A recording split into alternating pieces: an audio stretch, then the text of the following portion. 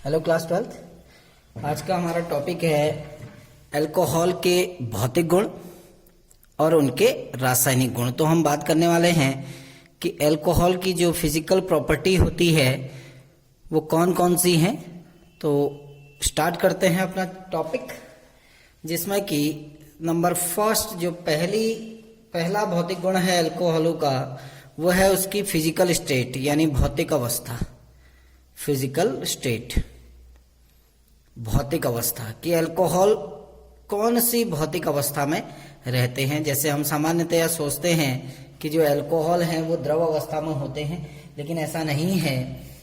जो higher alcohols होते हैं वो वैक्सी सॉलिड के फॉर्म में होते हैं, यानी मोम की तरह ठोस के रूप में होते हैं। ठीक है ना। तो जो निचले सदस्य हैं इस परिवार के यानी अल्कोहल फैमिली के जो लोअर मेंबर हैं वो रूम टेम्परेचर पर द्रव अवस्था में होते हैं। तो अल्कोहल परिवार के जो निम्न सदस्य हैं वो द्रव अवस्था में होते हैं रूम टेम्परेचर पर, लेकिन जो उच्च सदस्य हैं जिसमें आपके 8-10 कार्बन या 12 कार्बन होते हैं या उससे ज्यादा कार्बन होते हैं, तो जो हायर मेंबर्स हैं वो आपके वैक्सी सॉलिड होते हैं या मोम जैसे ठोस होते हैं। ठीक है ना। तो अल्कोहल द्रव और ठोस अवस्था में सामान्यतया रहते हैं। ठीक हो गया ना। तो कोई रंग नहीं होता है इनका, रंगहीन होते हैं। अगर हम रंग की बात करें तो अल्कोहल का कोई रंग नहीं होता है। और इनकी जो गंध है, ठीक है ना, या इनका जो स्वाद है हम कहते हैं, तो अगर बात करें तो अल्कोहल जितने भी हैं उनकी एक विशेष प्रकार की आपकी गंध होती है। और इनका जो स्वाद होता है वो स्वाद, अगर हम स्वाद की बात करें इसके टेस्ट की, तो अल्कोहल पैदा करता है। इससे जब अल्कोहल का टेस्ट जो होता है, जैसे आपके स्प्रिट वगैरह होते हैं, तो जैसे ही अगर इसको मुंह में लगाया जाता है तो मुंह में एक विशेष प्रकार की एक स्वाद आता है, जीभ जलने लगती है। ठीक है ना। तो ये इसका आपका टेस्ट हो गया। नेक्स्ट जो मेन टॉपिक है इसका, क्योंकि फिजिकल स्टेट तो आपको पता ही है अधिकतर, लेकिन इसका जो बॉइलिंग पॉइंट है और बॉइलिंग पॉइंट किस प्रकार से चेंज होता है। जैसे हमने पिछले चैप्टर में पढ़ा था, जब हेलो एल्केन और हेलो एरिन हम पढ़ते हैं, तो वहां हमने बात की थी बॉइलिंग पॉइंट में जो वेरिएशन होते हैं, जो चेंज होते हैं, वो किस प्रकार से ऑर्गेनिक कंपाउंड में बॉइलिंग पॉइंट वेरी करता है, यानी कैसे बदलता रहता है। तो उसमें हमने जब बात की थी कि जो बॉइलिंग पॉइंट होता है बीपी, वो किस पर डिपेंड करता है। एक तो नंबर ऑफ कार्बन्स एटम पर डिपेंड करता है। हमने वहां पर भी बात की थी कि जैसे जैसे कार्बन की चेन बढ़ेगी वैसे वैसे आपका बॉइलिंग पॉइंट भी इंक्रीज होता जाएगा, नंबर फर्स्ट थिंग। दूसरा हमने क्या कहा था कि जैसे जैसे साइड चेन इंक्रीज होगी, साइड चेन, अगर साइड चेन में इंक्रीमेंट हो रहा है तो जो बॉइलिंग पॉइंट है उसका वो डिक्रीज हो जाएगा, घट जाएगा। कार्बन बढ़ेंगे तो जो बॉइलिंग पॉइंट है वो भी बढ़ेगा। लेकिन जब साइड चेन अगर आपकी ज्यादा होने लग गई, जैसे हम बात करते हैं, एक तो स्ट्रेट चेन हाइड्रोकार्बन होते हैं, सीधी श्रृंखला वाले अल्कोहल्स। एक होते हैं ब्रांच अल्कोहल, जिसमें ब्रांचिंग हुई रहती है, शाखाएं जुड़ी होती हैं। तो जैसे जैसे नंबर ऑफ ब्रांचेज आपके इंक्रीज होंगे, शाखाओं की संख्या बढ़ेगी, वैसे वैसे आपका बॉइलिंग पॉइंट भी इंक्रीज होगा। ठीक है ना। वैसे नॉर्मली जो अल्कोहल्स होते हैं उनके जो बॉइलिंग पॉइंट होते हैं वो पहले ही बहुत हाई होते हैं। ठीक है ना। जैसे बॉइलिंग पॉइंट का आप ये हमेशा याद रखना, आपको बहुत जगहों पर काम आएगा, कि जो बॉइलिंग पॉइंट डिपेंड करता है वो डिपेंड करता है मास पे, यानी उस कंपाउंड के मास पे, उसका जो आणविक द्रव्यमान होता है, मॉलिक्यूलर मास जो उसका है उस पर डिपेंड करता है। दैट मीन्स इसका मतलब क्या हुआ, अगर आपके पास दो कंपाउंड हैं ए और बी, ठीक है ना, अगर इनके मास आपके सेम है, सपोज करो इसका मास भी एक्स है, इसका भी मास एक्स है, तो इनके बॉइलिंग पॉइंट भी सेम होने चाहिए अगर ये आपके सेम फैमिली को बिलोंग करते हैं। दैट मीन्स आपके जैसे अगर इनमें कोई फंक्शनल ग्रुप ना हो। ठीक है ना। अब ये कुछ बेसिक चीजें हैं, ऐसा नहीं है कि सब कुछ मास पर ही डिपेंड करेगा, कार्बन की चेन पे भी डिपेंड करेगा, साइड चेन पे भी डिपेंड करेगा। तो बहुत सारे फैक्टर्स इसको अफेक्ट करते हैं। तो अभी क्योंकि हम बात करने वाले हैं कि जैसे एक अल्कोहल है और एक कोई दूसरा हाइड्रोकार्बन है, ठीक है ना, तो एल्कोहल का सपोज करो इसका मास आपका x है और जो दूसरा हाइड्रोकार्बन है उसका मास भी x है, तो दैट मीन्स इसके बॉइलिंग पॉइंट सेम होने चाहिए, क्योंकि बॉइलिंग पॉइंट मास पे डिपेंड कर रहे हैं इस फैक्टर के अकॉर्डिंग, ठीक है ना। लेकिन होता क्या है कि दूसरा फैक्टर काम करने लग जाता है, वो होता है force of attraction between the molecules, यानी जो अणु हैं उन अणुओं के बीच में जो आकर्षण बल कार्य करता है। तो इसीलिए हम कहते हैं कि एल्कोहल का जो बॉइलिंग पॉइंट है, उनका जो क्वथनांक है, वो उनके अणुभार के आधार पर प्राप्त क्वथनांक से अधिक होता है। जैसे हमने कहा अणुभार से जो भी क्वथनांक निकलेगा अणुभार के अकॉर्डिंग, उससे इनका बॉइलिंग पॉइंट हाई होता है। बिकॉज क्यों होता है? क्योंकि इनमें इंटरमोलिकुलर हाइड्रोजन बॉन्डिंग होती है। ये हम पहले भी पढ़ चुके हैं कि जो एल्कोहल्स हैं, एल्कोहल के अणुओं में अंतरा आणविक हाइड्रोजन बंध पाया जाता है। तो हाइड्रोजन बंध के कारण इनका जो क्वथनांक है वो ऑलरेडी बहुत हाई होता है, ठीक होता है ना। इनका जो क्वथनांक होगा वो बहुत हाई होगा। जैसे मैं बात करता हूं, देखो पहला एल्कोहल हम ले रहे हैं CH3CH2OH, CH3CH2OH। दूसरा हम ले रहे हैं देखिए CH3OCH3, ठीक है ना।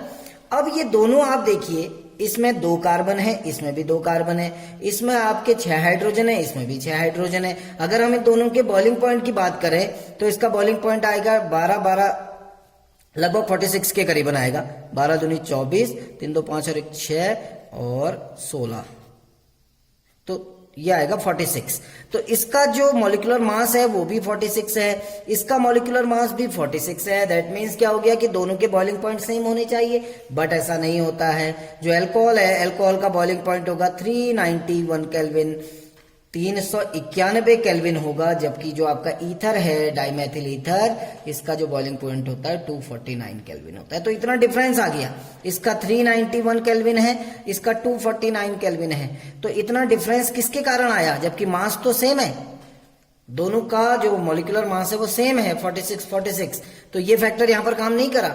यहां पर कौन सा फैक्टर काम करा कि जो अल्कोहल के मॉलिक्यूल्स होते हैं, अल्कोहल के मॉलिक्यूल्स में इंटरमोलिकुलर हाइड्रोजन बॉन्डिंग पाई जाती है, अंतरा आणविक हाइड्रोजन बंध पाया जाता है। और जब अंतरा आणविक हाइड्रोजन बंध बनेगा तो उससे क्या होता है?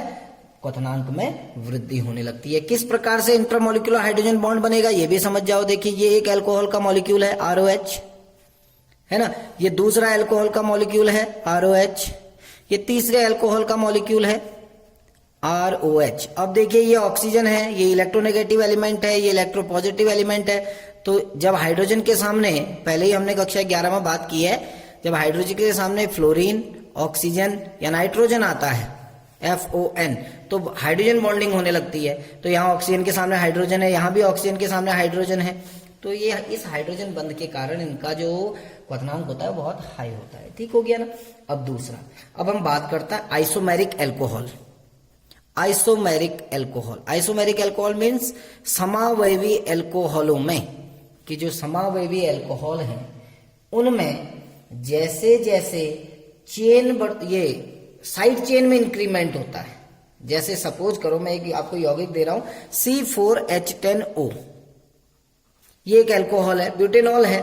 तो ब्यूटेनॉल क्या होगा? देखिए इसका पहला कंपाउंड ये है butanol, CH3 CH2 CH2 and CH2OH, एक CH2 और आएगा CH2OH। ये ब्यूटेनॉल है, इसमें कोई भी साइड चेन नहीं है, इसमें आपको कोई साइड चेन नहीं दिखेगी, देखो नो साइड चेन। दूसरा इसी का आइसोमर बनाते हैं, देखिए इसका आइसोमर बनाएंगे तो क्या होगा? CH3 CH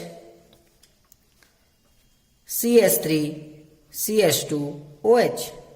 देखिए इसमें एक ब्रांच है, आपको दिख रही है एक साइड चेन, तो 1 साइड चेन है ना। तीसरा कंपाउंड हम आते हैं, देखिए तीसरा कंपाउंड हम लेते हैं, इसमें 2 साइड चेन वाला CH3 CH3 CH3 and OH।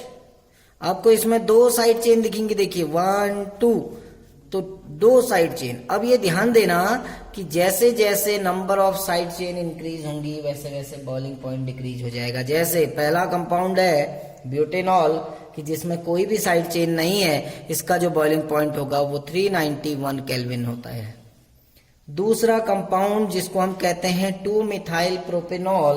तो 2-मिथाइल प्रोपेनॉल में क्योंकि एक साइड चेन जुड़ी है मिथाइल ग्रुप की, तो इसका जो बॉइलिंग पॉइंट होगा वो होगा 373 केल्विन। नंबर थर्ड आपका आता है जिसको हम नाम दिया है, इसको हमने 2-मिथाइल प्रोपेन टू ऑल। 2-मिथाइल प्रोपेन टू ऑल नेमिंग आप लोग कर लेना, आपको आती है। इसका जो बॉइलिंग पॉइंट होता है वो होता है 353 केल्विन। तो देखिए आप जब नीचे को जाएंगे तो आपको पता चल रहा है 391 केल्विन था, फिर 373 हो गया, फिर 353 हो गया। तो दैट मीन्स जो बॉइलिंग पॉइंट है वो क्या हो रहा है, डिक्रीज हो रहा है। और बॉइलिंग पॉइंट डिक्रीज के कारण हो रहा है नंबर ऑफ साइड चेन में इंक्रीजमेंट होने के कारण।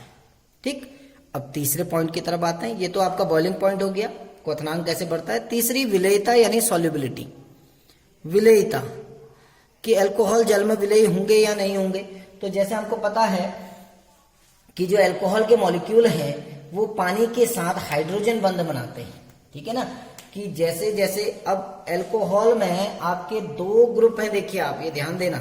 एक आपकी ROH कहते हैं ना, तो ये जो OH ग्रुप है ये तो जल के साथ हाइड्रोजन बनाता है, ये जल के साथ हाइड्रोजन बनाता है।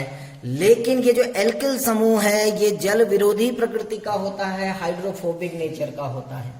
तो कहने का मतलब यह है कि जो अल्कोहल फैमिली के जो लोअर मेंबर हैं, जो निम्न सदस्य हैं, उनमें क्योंकि एल्किल ग्रुप छोटा होता है, जैसे मेथेनॉल, एथेनॉल, प्रोपेनॉल, ब्यूटेनॉल, ऐसे जो भी आपके अल्कोहल्स हैं उनमें एल्किल ग्रुप आपका छोटा होता है, जिसके कारण वो हाइड्रोजन बॉन्ड बनाते हैं पानी के साथ और जल में घुल जाते हैं। लेकिन जो हायर मेंबर होते हैं जिनमें कार्बन की संख्या 10, 12, 13, 14 अगर ज्यादा हो गई तो आपका एल्किल ग्रुप ज्यादा हो जाएगा। देखिए इसमें ये समझना, ये जो एल्किल समूह है ये हाइड्रोफोबिक नेचर का है। हाइड्रोफोबिक मीन्स होता है जल विरोधी, और जो OH ग्रुप है वो हाइड्रोफिलिक है। हाइड्रोफिलिक मीन्स होता है जल स्नेही प्रकृति का।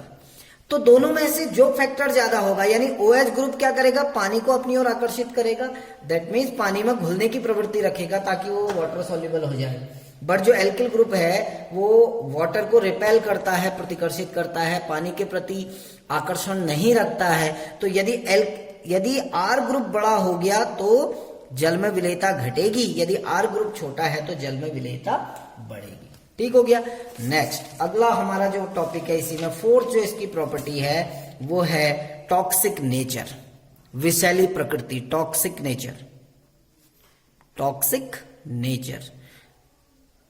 तो विषैली प्रकृति, ठीक है ना। तो अल्कोहल जितने भी हैं वो सामान्यतः उनकी जो प्रकृति होती है वो विषैली प्रकृति के होते हैं, ठीक है ना।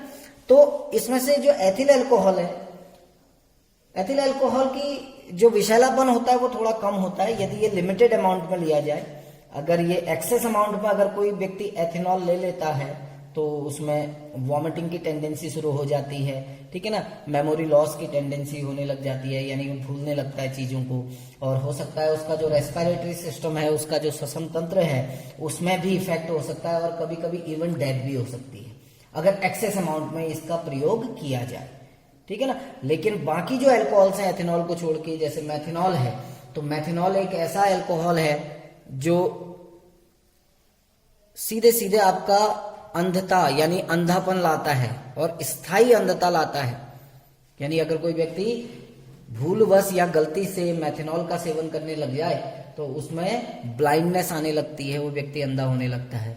तो अल्कोहल, अधिकतर अल्कोहल जो है वो विषैली प्रकृति के होते हैं, एक लेबोरेटरी रीजेंट है, प्रयोगशाला में प्रयोग होने वाले पदार्थ हैं। लेकिन इसमें से जो एथेनॉल है वो मार्केट में व्यावसायिक तौर पे भी बिकता है, जो अगर लिमिटेड अमाउंट में लिया जाए तो उससे वॉमिटिंग होने की या मेमोरी लॉस होने की संभावनाएं रहती हैं। लेकिन अगर एक्सेस अमाउंट में लिया जाए तो वो हमारे रेस्पिरेटरी सिस्टम को, हमारे लीवर को, हमारे किडनी को डैमेज करने लगता है, जिससे इवन डेथ भी हो जाती है कभी कभी, ठीक है ना। तो ये सारे के सारे हमने अल्कोहल्स की फिजिकल प्रॉपर्टी के बारे में बात की थी। नेक्स्ट डे जब हम वीडियो बनाएंगे तो हम अल्कोहलों की जो केमिकल प्रॉपर्टीज होती हैं, जो उनके रासायनिक गुण हैं, उनके बारे में बात करेंगे। Thank you.